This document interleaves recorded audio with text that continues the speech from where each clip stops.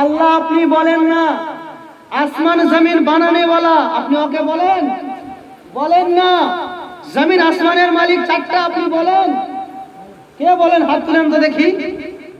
জমিন আসমানের মালিক চারটা, কেউ বলে না।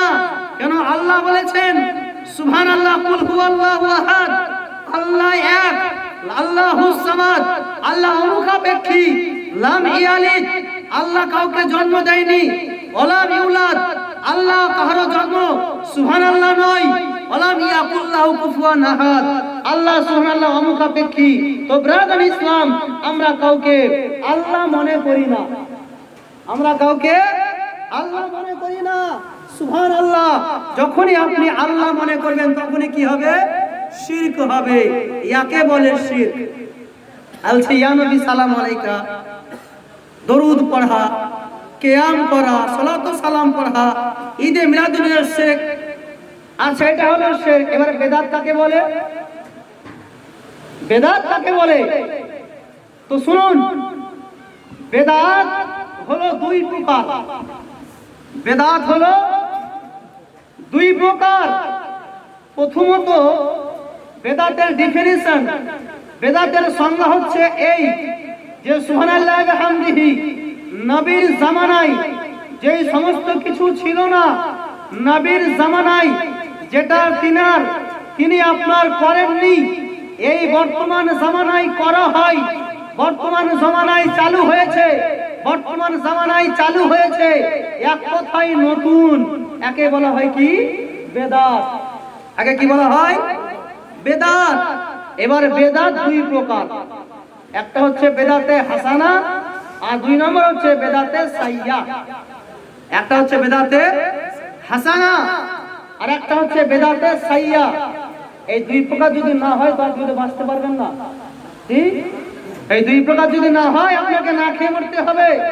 এই দুই প্রকার বেদাত যদি না থাকতো আপনাকে খালি গায়ে উলঙ্গ হয়ে ঘুরে বেড়াতে হতো। এই দুই প্রকার বেদাত না থাকলে আজকে আপনি গফুরে পরিচয় দিতে পারতেন না। দুই রকম বেদাত না থাকলে আপনি যে পোশাক পরছেন সেই পোশাক পরতে পারতেন না। দুই রকম বেদাত না থাকলে আপনি যে সুবিধা পাচ্ছেন সেই সুবিধা পেতেন না। তো আল্লাহ রাসূল সুবহানাল্লাহ দুই রকম বেদাত আমাদেরকে দিয়েছেন।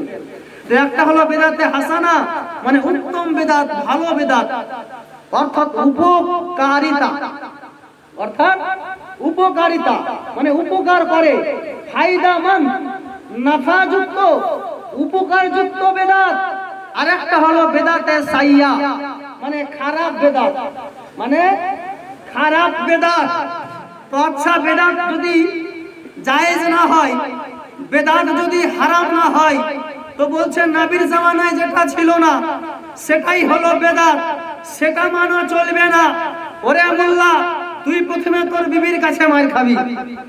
জি, তুই প্রথমে তোর বিবির কাছে মার খাবি। বলে কেন? তোর নবীর জামানায় তুই যাকে বিবি বলছিস সে তোর বিবি নবীর জামানায় ছিল? আগো ছিল? ছিল না। যাকে তুমি মা বলো, যাকে তুমি বাবা বলো, সেই তোমার মা বাবা কি নবীর জামানায় ছিল? ছিল না।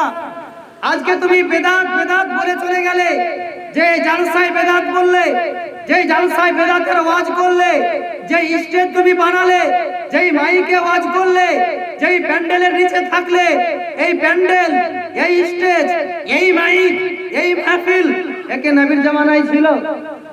তাহলে এটা কি? এটাও তো বেদাত। ঠিক কিনা ভুল?